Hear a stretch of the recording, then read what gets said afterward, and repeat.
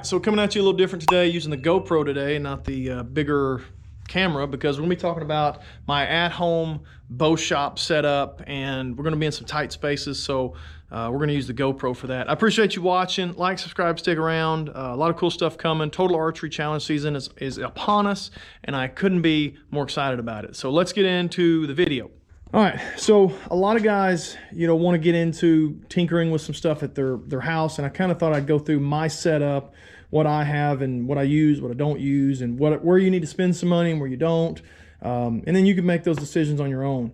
I will tell you the reason I got into this, the reason I actually started buying this stuff, I needed a press and a draw board, which is like the first two purchases you should probably make, because my kids' bows are low poundage bows. Elite Embers is what they started with. When you're using a low poundage like youth bow, they come out of time really easy. So I was constantly running to the bow shop to get my cables adjusted so I could they'd be back in time again. And so I thought, well, granted, these are expensive. I think this is like $450, maybe $475. MFJJ has a Podium Archery's website. MFJJ, the person, has a discount code, TIMC as well, and you can get some. I think you can get like 10% off or 5% off on Last Chance Archery Press, and he runs some sales once in a while as well. So if you're interested in an easy green press, which I highly recommend, that's where a good place to get them. I think I got mine actually through Lancaster Archery, but I didn't know about the discount code at Podium Archery. If you're running the new Matthews, you're going to probably want to upgrade these fingers. These are just the standard ones. I do press my Matthews with these, but you've got to have these things all the way down, and I'm very cautious about this right here hitting against my limbs when I'm pressing. I've seen a lot of people's limbs get messed up because this hits because they don't have them all the way forward. And so I do use a Matthews. I've got a Matthews lift here. I use them all the time, but you got to be very cautious or upgrade to the Matthews limb fingers. The other thing, draw board. This is around $100, so I think this is like $475. Call it $500.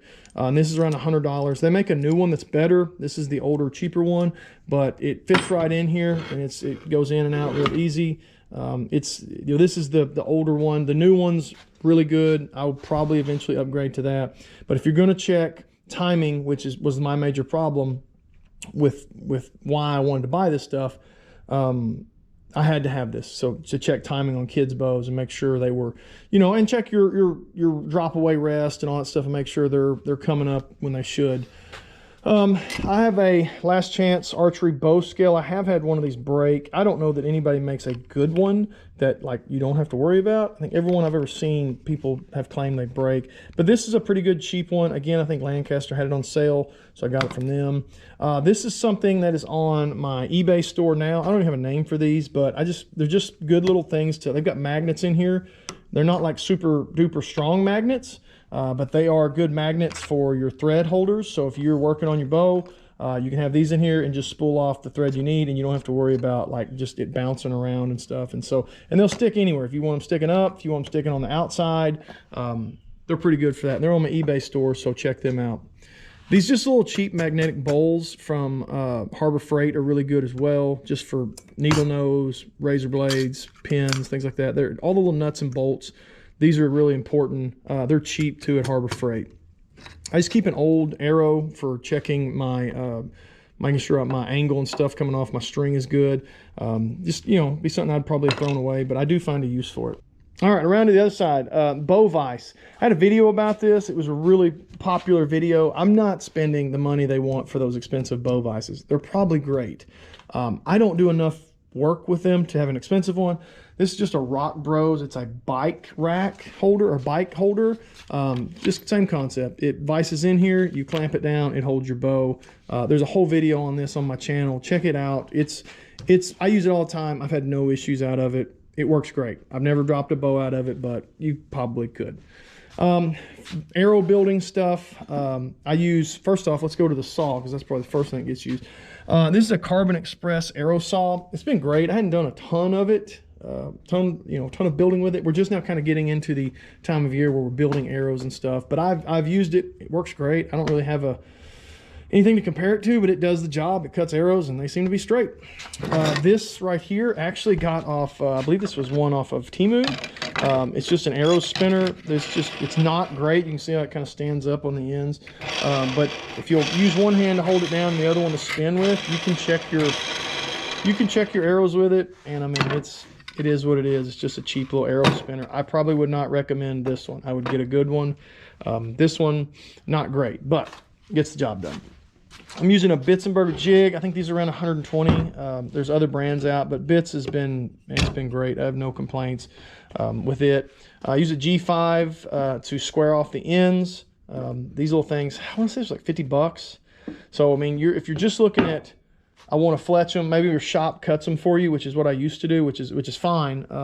You know, they'll cut an arrow normally for like 50 cents or $1, or if you buy them from them, they normally do it for free. So I don't think that $120, $150 arrow saw is really worth the money, but if you just don't want to run to town, because like today I've got to fletch up some arrows, which is why I'm out here doing this. I've got to build some more tournament arrows. It's nice because the shop's closed and I don't have to worry about it, but it's hard to justify a $150 arrow saw when it's so cheap to get arrows cut.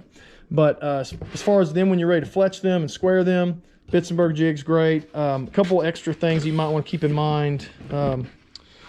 I thought it was in that drawer. It's in this drawer. A bunch of Q-tips. I use Q-tips all the time for cleaning up on fletching. And I've got a ton of videos about fletching and more coming, so check those out. Another little thing, I think this is off Amazon. It's cheap. It's probably like a drug scale, truth be known, but it works for arrows as well. So it's just a little cheap scale. Works great. Has grains. No problems. Has never let me down. So it's a brief fit or whatever. I don't know why it is that, but can't really beat the price, and it does the job. So moving on around, if you've ever defletched an arrow, potato peelers are the way to go. It'll take the veins off easy and smooth. You don't have to worry about it cutting into the carbon. So I highly recommend those as well. All right, so like I said, just a short little video about my setup I have at home. Obviously, Last Chance Press is great. The draw board, you really need it as well. The other stuff is just kind of extra. You don't have to have those things, but if you're going to do it, you're going to spend the money, you might as well. With the prices that some of these shops are getting now, it's kind of a no-brainer to start learning some of this stuff and you know, make the investment, $500 or $600 to get you a press, get you a draw board, and you know, 5, 6, 7 trips to the bow shop. It pays for itself. So check it out. Go get you one. Let me know what you think, you know, what you're using down below. If there's anything I'm forgetting off of just your basic startup at-home shop, put it in the comments. Make sure you like, subscribe, stick around. Appreciate you watching.